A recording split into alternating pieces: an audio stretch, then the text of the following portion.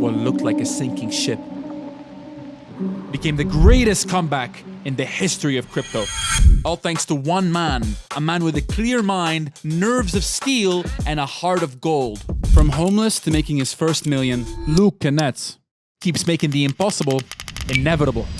When we do things and when we ship products and we make products to be number one, we're going to go win the L2 race, be the best version of that. Then it won't be a matter of L2s and L1s, it'll be a matter of chains. Ultimately, these things start and stop with team. The worst ideas, but Chad founders have made me money, and the best ideas with horrible founders and horrible teams have lost me money.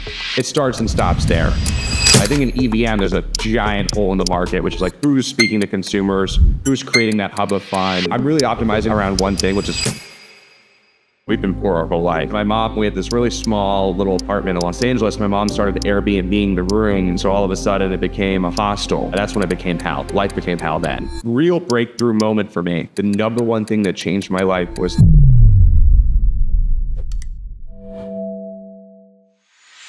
GM to everybody in this room, and especially big GM to everybody behind the screens.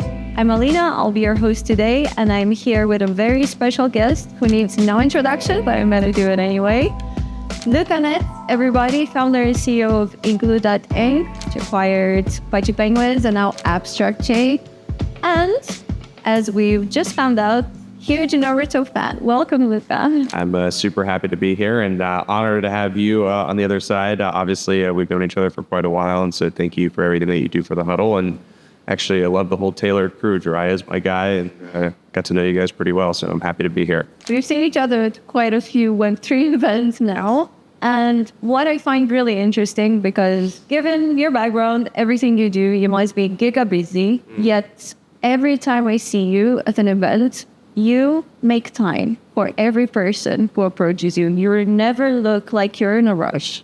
How do you do it? I think it's just like treat people how you want to be treated. I think that's just how you build community, and it's just like be empathetic, understand that a lot of people, maybe the conversation I have with them, maybe not so meaningful for me, but maybe it's super meaningful for them. So I have a lot of respect for that. Treat people the way they want to be treated. And I think that's just kind of the thought process and kind of how I go about things. I love that. Everybody can agree that you've done a fantastic job in building community.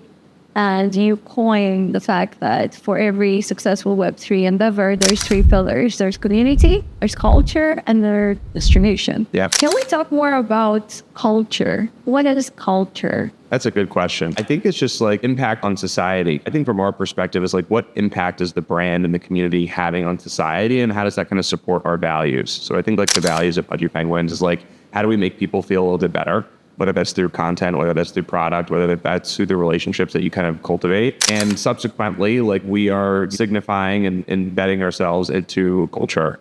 And we're doing that through some of the relationships that we build, through the content that we make, the products that we make, the collaborations that we garner and work with. Culture is a lot of different things with a lot of different people. My culture growing up in Los Angeles or spending a lot of time in Los Angeles is like streetwear and like fashion and like music and things like that. And I think Pudgy Penguins, the culture of Pudgy Penguins, or the culture that we want to permeate, is just a positive impact. And you also mentioned that you value how people feel. Is that what the vibes is about? I think it starts and stops with vibes, right? I mean, like ultimately, a bunch of people in crypto have great brands, they have great products, they ship amazing technology, but they have no vibes. This is a narrative-driven industry, and narrative is supported by vibes. And that's probably the first supporting angle. And maybe 10, 15, 20% of it is tech, but amazing project releases, ran by PhDs and mathematicians and the top researchers in the world. Everyone's in the back of their mind saying this is a $40-50 billion token. They lose the vibes, and now it's a $2 billion token trading OTC. So it's interesting how that,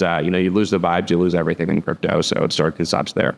How do you go about distribution in Web3? How does that compare to Web2? So distribution is ultimately where I think is going to be the difference between those that win and lose moving forward. I'd probably say vibes and distribution are probably the two main pillars, and then everything else is like ancillary, supports it, but it doesn't start and stop there. You can have nothing and have vibes and distribution around something and you'll win. One epiphany that I had while kind of being in Asia and really kind of focusing on abstract and understanding like consumer and meeting different builders was I think there's actually a misconception around how to market in this industry and how to build product in this industry. And so a lot of people, when they think about distribution, they think about really targeting and marketing the crypto folks and Web3 folks. When in reality, I think if you have an interesting product that's positioned, for both Web2 and Web3 folks, I think marketing and positioning and framing your marketing campaigns towards Web2 folks is universal to Web3 people. But marketing to Web3 folks is not universal to Web2 people. Meaning I can market to a Web2 person, and because Web3 people are not aliens and they're Web2 people, the Web3 person will understand that marketing campaign. Versus if I market to specifically the Web3 person, the Web2 person will have no idea. It'll be like gibberish or a different language to them. And so, also to builders, I'll kind of tell them the same thing, like Connect Wallet only speaks to Web3 people.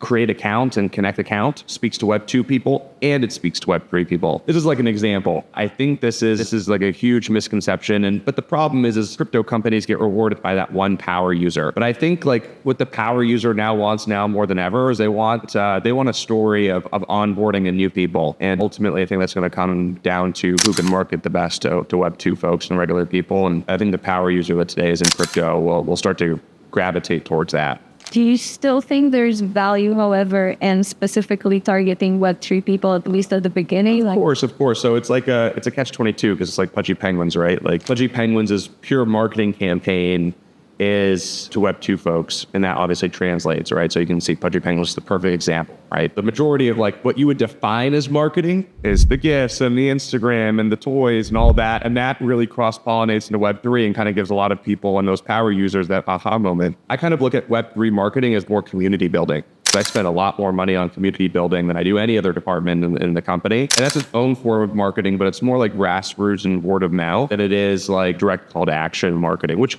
totally work. And I think we do some of that, right? But I supplement that, right? Any call to action marketing that we do in crypto, I'm doing that. For Pudgy Penguin specifically, it's really unique in that sense. For abstract, I'm probably going to do like, obviously I'm going to speak to, run crypto advertisements, run Web2 advertisements, obviously do my own championing. So I can't really speak too much on the blockchain side specifically because, abstract, I haven't turned on the marketing machine yet. But once I turn it on, which I think is going to be right when I come back from Asia, I'll have probably a little more insight. But at least from the Pudgy Penguin side and what I've been able to observe from an application and what I think I know about blockchains, I do think there's a little more needs to sway into the direction of, speaking to just people in general and not trying to speak to this like niche audience that, though they have capital and though they make things move, I think the things that are going to make things move moving forward is going to be this story of, hey, I have the biggest and best, inflow of community members and nobody else has that. A lot of people at the moment say abstract chain is the Pudgy chain. How do you feel about that? I don't mind that. I think we didn't name it Pudgy chain for a simple reason, and that reason was we didn't believe that Pudgy chain could be the number one chain in the world. And when we do things and when we ship products, when we make products, it's to be number one. We don't just do things to be number 5 or number 10. And so I think from our perspective, to be number one, there needs to be things that are built on abstract that are bigger than Pudgy. And I want that. I want to encourage that. Nothing can be bigger than Pudgy on Pudgy chain. And it's like, it'll never happen, right? So there's a ceiling as to where that chain could go.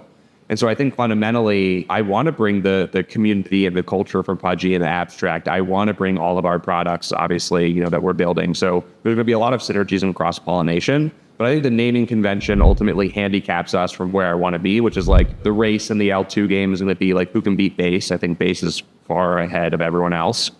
And once we do that, then it's like, okay, let's go compete with, Solana and some of these other chains. There's a ceiling that somebody's always going to put on what that naming convention could be. So I don't mind it. I think abstract, what we want to tackle is I see a huge opportunity in terms of being the consumer chain, specifically in EVM. But I think in EVM, there's a giant hole in the market, which is like who's speaking to consumers, who's creating that hub of fun, who is that place that is making that 0-to-1 onboarding better than everyone else is. And that's really the market that I think we're going to capture these next 12 to 18 months. And 18 months from now, we're going to look at the ecosystem, look how far we've come, and kind of go from there. But that's kind of our mindset. So in the next 18 months, you see yourselves really making your mark on the EVM chains. Yeah. And then after that, would you look to compete with Solana, with bedrock?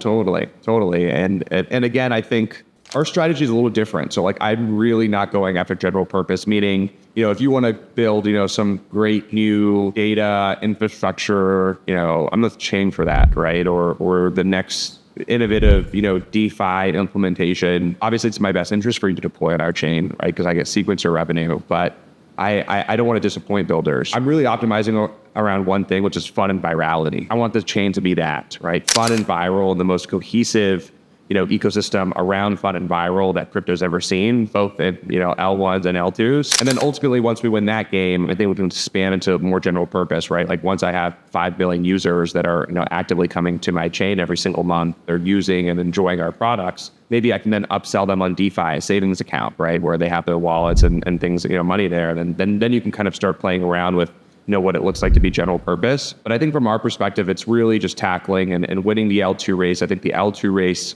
it's a scaling solution for Ethereum. So I don't need to do the things that Ethereum does. Again, Ethereum is general purpose. Ethereum does a lot of these things really well. That's Vitalik. Vitalik has done that well. So I had no reason to go compete with Vitalik. This L2 model where it's like go and compete with, Ethereum L1 doesn't really make sense to me. I think you got to get, they're cultural hubs, right? They're niche specific. So my niche within the L2 ecosystem is going to be fun.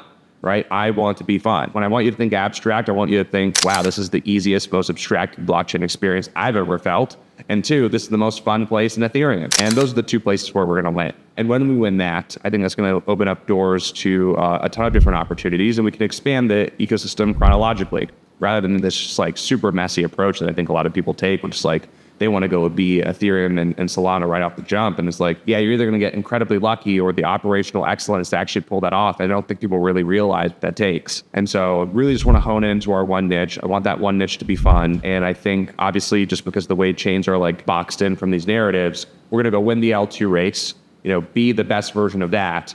And then, then it won't be a matter of L2s and L1s. It'll be a matter of chains. Like right now, I don't even think Base is the best L2. I think Base is the best chain, just from a competitive operational excellence execution standpoint. Base is out executing everyone, whether it's L1 or L2. So they've now crossed that gatism. For us, we've got to beat everyone else and then get into the category where Base is in, where it's like, hey, we are an extension of Ethereum, but we're better than this chain, than that chain, et cetera.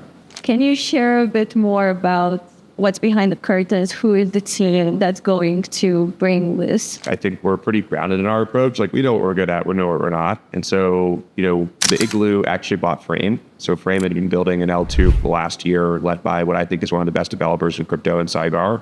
He's accompanied by 2 co-founders that I think are just as amazing, and Pedro and Beans. They are building some amazing things. Long before Frame, these guys have been in the crypto space, building a crypto for 3 or 4 years. They're kind of leading the engineering team. I think we've built the engineering team that's about 12, 15 people today.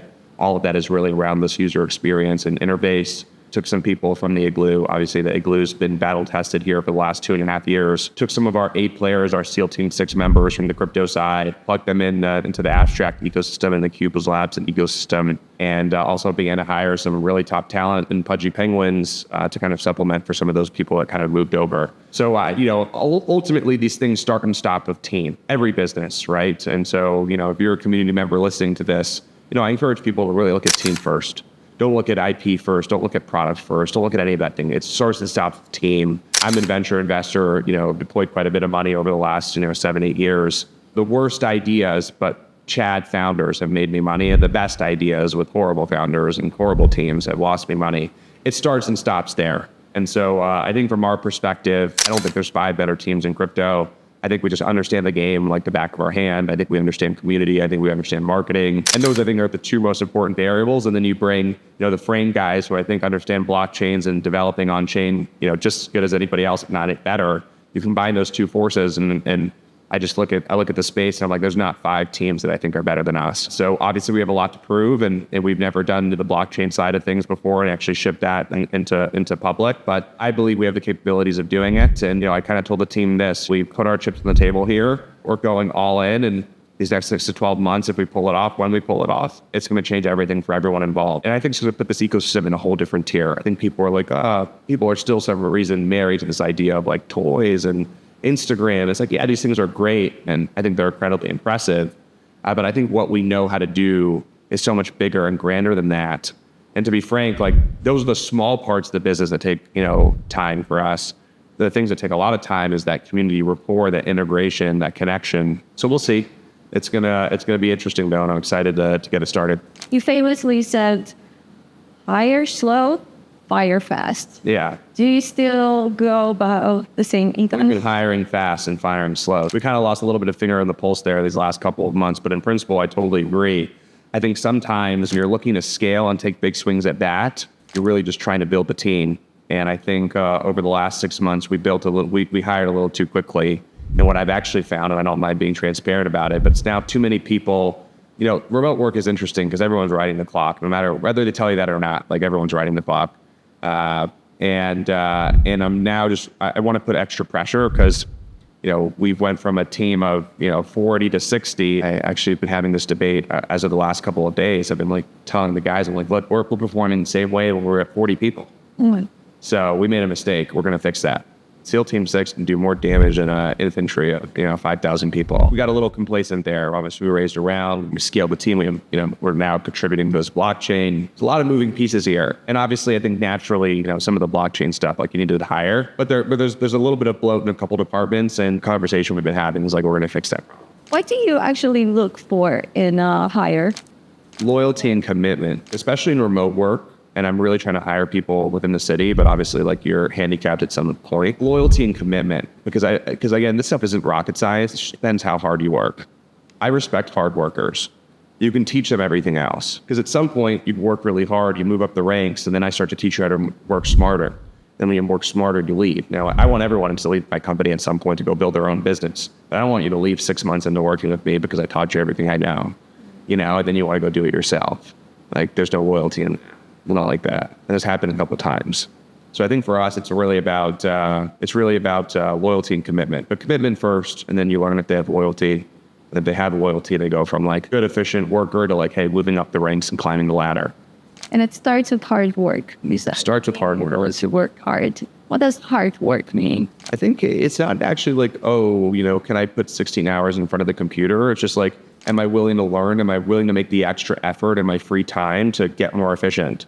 Like one guy that I know works really hard. It's not because he's put 16 hours a day. He works, 8, 9, 10 hours a day. But, on his free time, he's like learning AI to make his job more efficient. And was like just working hard and like he's committed. I'm a hard worker now, but my whole career, I've been a smarter worker. So I think there's this balance, but hard work isn't necessarily predicated on time. It's predicated on effort and the time that you actually put in. So I'm not expecting people to work 15 hours a day. It's not realistic. I wouldn't want to do that. I wouldn't want somebody else to do that, right? Unless it's like sprint time and super necessary. It's more about like, hey, do you have a task and do you get it done? And do you get it done in a reasonable amount of time, right? So I'm a generalist. I can actually do a lot of things. So if I know somebody is working for me, that's taking you 2 days to do a task that I know takes 3 hours, you're not a hard worker, clearly. And so there's some sort of like baseline bar that kind of hold people accountable to. And I think if they pass that bar, then I would define them as a hard worker. You've worked pretty hard since you were very young. Perhaps not a lot of people know, but you didn't have the easiest upbringing. Yeah. How did you go from, okay, I'm 18, I could go the conventional path, get a job, to I'm going to be an entrepreneur, and I think I want to succeed? What gave you that? So I was high school dropout at 16, and the part that made me go nuts. So we've been poor our whole life. When I was 16, I didn't think we were as poor as we were when I was 10. Then we had this really small little apartment in Los Angeles. My mom started Airbnb-ing the room in the house. So all of a sudden it became a hostel. It was $60 a night for this little shitty apartment. And it's like my mom's in the living room with her. And I'm like, oh my God, I'm 16 years old. At this point, like I'm a grown man, almost a man at that point. And that's when it became hell. Life became hell then. And then once life became hell, I quit school. I got to work because I needed to get out of hell. I just couldn't live at hostel. 3.5 weeks out of the month, the room was rented, and one bathroom. Some guys would be so inconsiderate; they just go there and like chill 4 hours in the bathroom. I'm like, dude. So for me, it wasn't like I wanted to do it. I wanted to chill at home and play video games and just be a kid. But back was against the wall, and I was old enough to work. So it really started when I was 15. But once 15, you can't really go get a job. 16, you legally can go get a job in America. So I was like 16, ready to go. Got the heck out of there as quickly as I could, and rest is history. And there are people who are unfortunately in the same situation because they don't choose the same path. Because you're Northern Star, what guides you to choose the light path? Yeah, I think the people that are in the same situation that I was in, or even worse, because I hear stories all the time about how worse some situations are. So I have a lot of empathy for them. I think a lot of people who don't break through play the victim. That's my number one piece of advice. I actually was really thinking about it. I've done like 20 interviews here at Token, and somebody asked me a similar question, and I thought about it, and the answer was the real breakthrough moment for me. It was me like scrolling through entrepreneurship YouTube, and some guy was like, the number one thing that changed my life was I stopped playing the victim. So what I was doing when I was 15 and in my early 16, I was screaming at my mom. I hated my mom. We would fight, she'd beat the crap out of me, right? It was just like chaos when, you know, and then this is people, you know, staying at this apartment. And I just felt really sorry for myself. My life sucks. It's like I cry myself to sleep, you know, play the victim, constant victim mentality. And the second I heard that, it clicked for me. I stopped being the victim and changed my life. So I think the people that, you know, aren't doing anything about their situation, they're playing victim. Wow, that is actually fantastic advice. When you're hit rock bottom, stop playing the victim, work hard, and maybe one day you'll be within it. And it's incremental, right? Like, you know, people see me today, 26, they're like, wow, you're so young and so successful. Yeah, but I'm really 10 years into this. So when you think about it from that way, it's like if you're 10 years consistent at something, I hope you find some success. So I'm 10 years into this. So, yeah. At that moment, you had no choice. You had to do something about your situation. Mm-hmm. But now you're, I think most people would agree, very, very successful. Mm. What drives you to keep going? Why don't you just stop and why play video games? Purpose. I have a dream. I want to save the animals. And to save the animals is going to take a lot of money. I'm successful, but I don't have enough money to save all the animals that I want. I want a 10,000 acre ranch. I want tens of thousands of animals. I want to save them, right? So it's just going to take money. It's going to take influence. It's going to take power. Unfortunately, power is really defined by either how much money you have or how much influence you have. Those are probably the two places in which you kind of make an impact. I'm purpose-driven, so I think this is a great way to kind of for me to get forward in life. How did that bond with animals form? What did you have a defining moment? It's a great question. No, I think it's just about like hopelessness. I felt hopeless for a long time, and I felt like I didn't have a voice. So I worked on learning how to get a voice. Probably my biggest strength is my voice. I know how to speak well. And then the second side of it is, helplessness. I'm not helpless anymore, but I really optimize for it because, you know, the little animals, and they're sentient. Like, you know, people don't understand. There's like some animals are sentient, but cows, dogs, horses, these are sentient. They understand.